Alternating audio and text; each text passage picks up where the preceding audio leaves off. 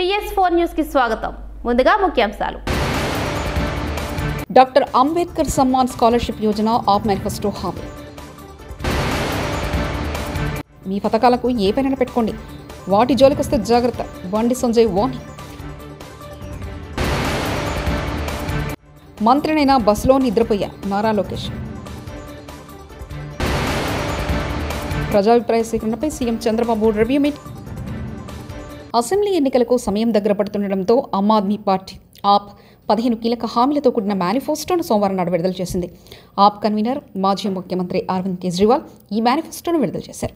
CM Atishi, మాజీ ఉప ముఖ్యమంత్రి మనీష్ సిసోడియా, ఎంపీ సంజయ్ సింగ్లు తదితరులు పాల్గొన్నారు. డాక్టర్ అంబేద్కర్ సమ్మాన్ స్కాలర్షిప్ యోజన అమలుకు ఆప్ కట్టుబడి ఉందని ఈ సందర్భంగా అరవింద్ కేజ్రీవాల్ ప్రకటించారు. ఈ పథకం ఢిల్లీకి చెందిన దళిత విద్యార్థులు ఉన్నత విద్య కోసం అంతర్జాతీయ విశ్వవిద్యాలయాల్లో అడ్మిషన్ పొందితే వారి ఖర్చుకు అయ్యే మొత్తం ప్రభుత్వమే స్పాన్సర్ చేస్తుంది. గత ఏడాది డిసెంబర్లో కేజ్రీవాల్ ఈ పథకాన్ని ప్రకటించారు. ఆంధ్రప్రదేశ్ రాష్ట్ర ప్రభుత్వ కార్యక్రమాలు, పథకాల అమలు విషయంలో ప్రజల నుంచి సేకరించిన అభిప్రాయాలపై ముఖ్యమంత్రి చంద్రబాబు సమీక్షా సమావేశం నిర్వహించారు. పథకాల లబ్ధిదారుల నుంచి నేరుగా సేకరించిన సమాచార ఆధారంగా ఆయా శాఖల పనితీరుపై అధికారులతో సీఎం చర్చించారు. ఈ సందర్భంగా రాష్ట్ర స్థాయి నుంచి గ్రామ స్థాయి వరకు సిబ్బంది, ఉద్యోగులు, అధికారులపై వచ్చిన ఫీడ్బ్యాక్ పై అధికారులు చంద్రబాబుకు నివేదిక అందించారు. పెన్షన్ల పంపిణీ, దీపం పథకములు, అన్నా క్యాంటీన్ నిర్వహణ, ఇసుక సరఫరా వంటి పథకాలు, పాలసీలపై వివిధ రూపాల్లో సేకరించిన సమాచారంపై చంద్రబాబు ఆరా తీశారు. భవిష్యత్తు కూడా అధోగతి అవుతుంది. ఇక్కడ అదే మీకు చూపిస్తున్నాను. కాబట్టి ప్రజలందరూ అర్థం చేసుకోవాల్సిన అవసరం ఉంది. సింపుల్గా మీరు క్యాలిక్యులేట్ చేసుకోండి.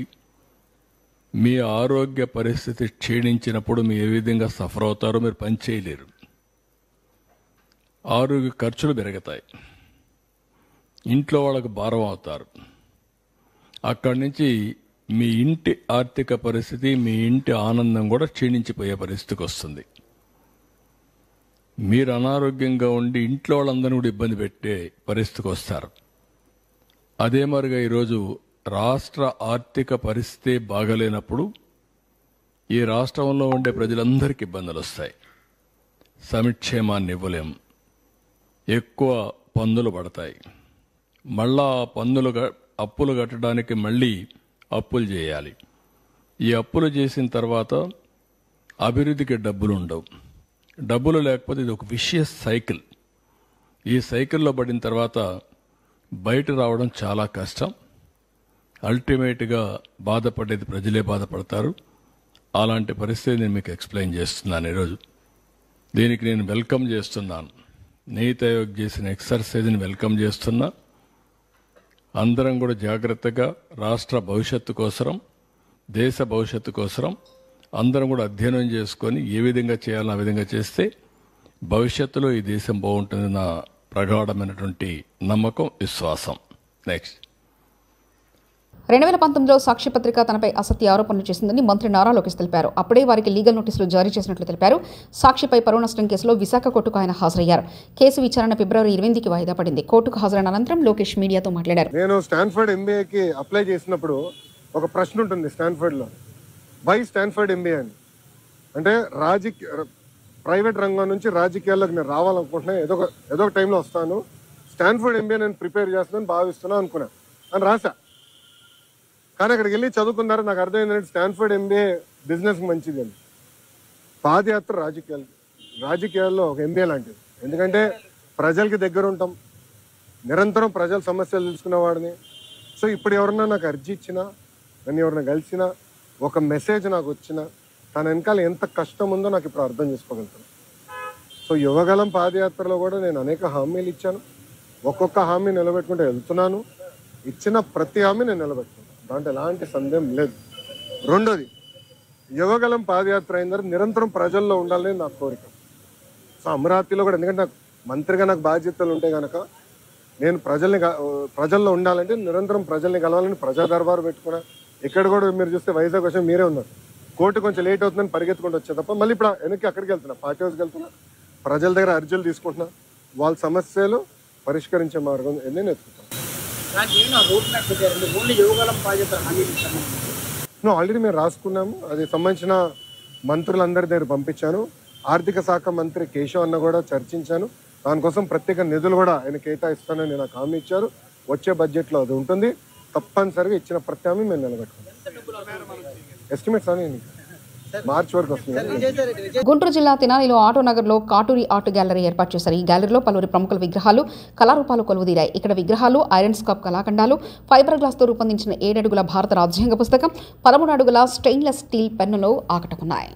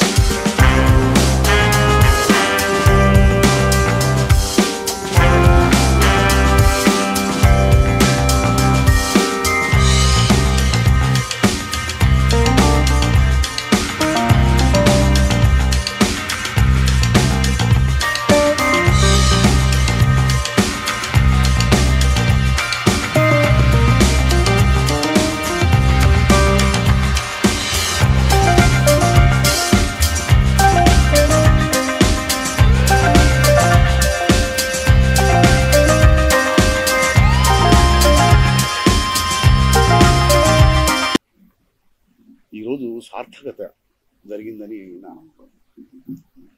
శిల్పకళలో నాకు తెలిసినంత వరకు ఇలాంటి అద్భుతాన్ని నేను ఇంతకు ఎక్కడ చూడలేదు. ఆ కళల కాణాచి అనే పేరుని కాడు వెంకటేశ్వరరావు గారు వాళ్ళ అబ్బాయిలు నిజంగా ఆ పేరుని నెక్స్ట్ లెవెల్కి తీసుకెళ్ళారు. తెనాలి నిజంగా రుణపడి ఉంటుందండి.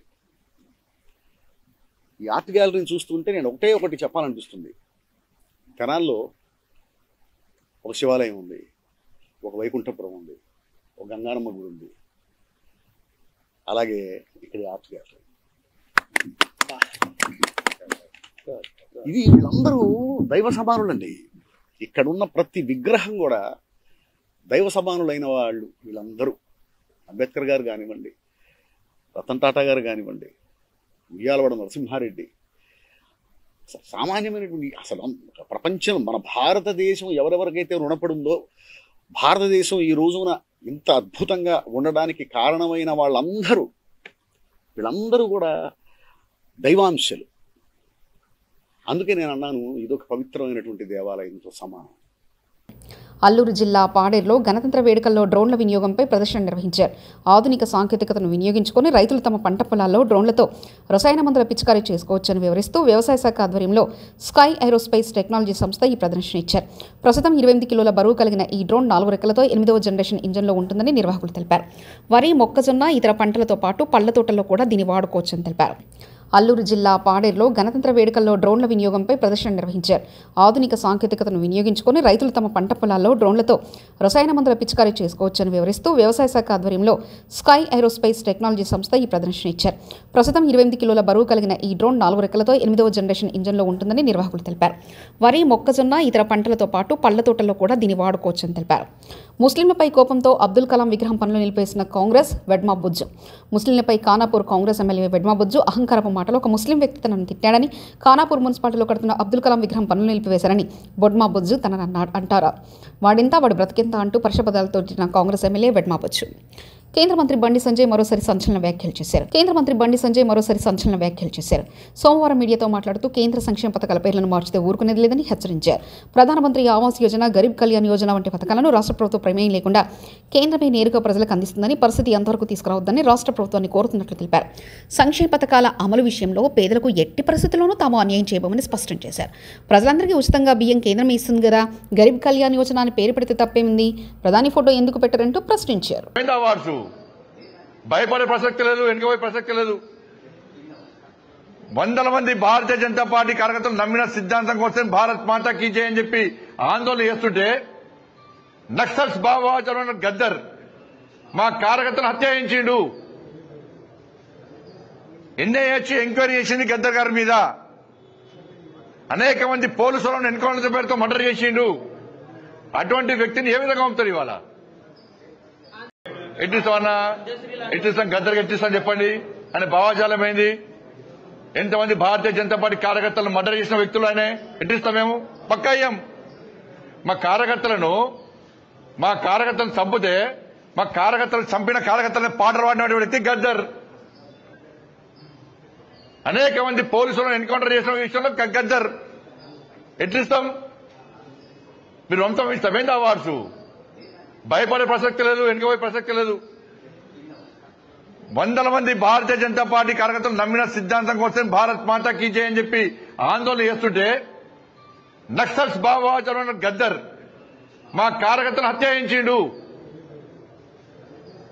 ఎన్ఐఏ ఎంక్వైరీ చేసింది గద్దర్ గారి మీద. అనేక మంది పోలీసులను ఎన్కౌంటర్ పేరుతో మర్డర్ చేసిండు. అటువంటి వ్యక్తిని ఏ విధంగా పంపుతారు ఇవాళ? ముస్లింలపై కోపంతో అబ్దుల్ కలాం విగ్రహం పనులు నిలిపేసిన కాంగ్రెస్ వెడ్మా బుజ్జు. ముస్లింలపై ఖానాపూర్ కాంగ్రెస్ ఎమ్మెల్యే వెడ్మా బుజ్జు అహంకారపు మాటలు ఒక ముస్లిం వ్యక్తి తనను తిట్టాడని, ఖానాపూర్ మున్సిపాలిటీలో కడుతున్న అబ్దుల్ కలాం విగ్రహం పనులు నిలిపివేశారని బొడ్మా బుజ్జు తనను అంటారా. వాడింతా వాడి బ్రతికింత అంటూ పరుషపదాలతో తిట్టిన Congress MLA Vedma Bujju.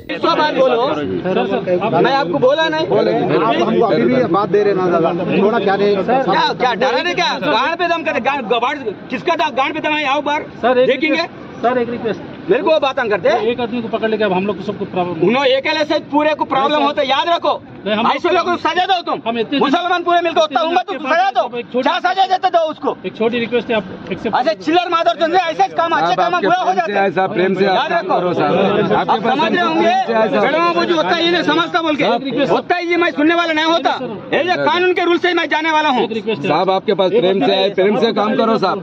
MGU vice ఛాన్సలర్ని తొలగించాలని విద్యార్థుల ఆందోళన. Nalgonda Mahatma Gandhi university vice chancellor Altaf హుస్సేన్ను తొలగించాలని వందలాది మంది విద్యార్థులు సోమవారం డప్పుల చప్పులతో వీసీ కార్యాలయం వద్ద ఆందోళన నిర్వహించారు. వీసీ నియంతృత్వ నిర్ణయాల వల్ల విద్యార్థుల జీవితాలు ఆగమాగమవుతున్నాయని ఆవేదన వ్యక్తం చేస్తున్నారు. ప్రభుత్వం వెంటనే స్పందించి వీసీని తొలగించాలని డిమాండ్ చేశారు. 3వ సెమిస్టర్ 4 రోజులు వాయిదా వేయాలని డిమాండ్ చేశారు.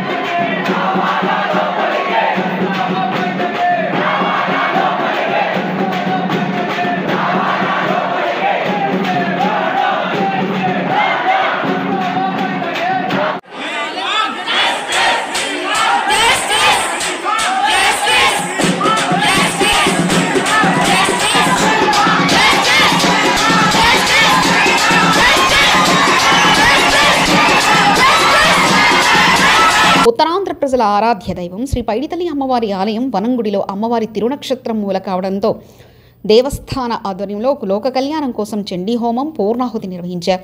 ఈవో కేఎన్ విడిప్రసాద్ పర్యవేక్షణలో జరిగిన ఈ కార్యక్రమంలో ఆలయ వేద పండితులు తాదా రాజేష్ శర్మ, సాయి కిరణ్ శర్మ, నరసింహమూర్తి శర్మలు ముందుగా గణపతి పూజ, పుణ్యాహవచనం, హోమాది కార్యక్రమాలు నిర్వహించారు. పూర్ణాహుతి అనంతరం భక్తులు తీర్థప్రసాదాలు స్వీకరించారు. ఆలయంలో ప్రత్యేక అలంకరణ చేసి పూజలు నిర్వహించారు. చదురుగుడిలో అమ్మవారికి అభిషేకం, పూజలు నిర్వహించారు.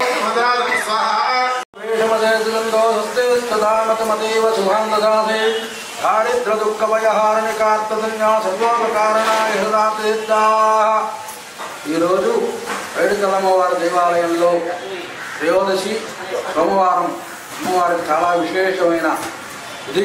అలాగే రుద్రుడికి సంబంధమైన రోజు కాబట్టి అలాగే పార్వతీదేవి సంభూతమైన చండీ పరాదేవతను కూడా ఈ రోజును ఆధారణ చేయడం చాలా విశేషం. అలాంటి ఈరోజు ఈ చండీ హోమాన్ని సుమారు 21 మంది దంపతులు అమ్మవారు ఆశీస్సులు పొందుతున్నారు. ఈ చండీ హోమం చేయడం వల్ల సకల బాధలు, గ్రహ దోషాలు. డాక్టర్ అంబేద్కర్ సమ్మాన్ స్కాలర్షిప్ యోజన ఆప్ మేనిఫెస్టో హామీ. మీ పథకాలకు ఏ పైన పెట్టుకోండి, వాటి జోలికొస్తే జాగ్రత్త. బండి సంజయ్ వార్నింగ్. మంత్రినైనా బస్సులో నిద్రపోయా నారా లోకేష్. ప్రజాభిప్రాయ సేకరణపై CM Chandrababu review meet. TS4 news ఇంతటితో సమాప్తం. చూస్తున్నారండి TS4 తెలుగు.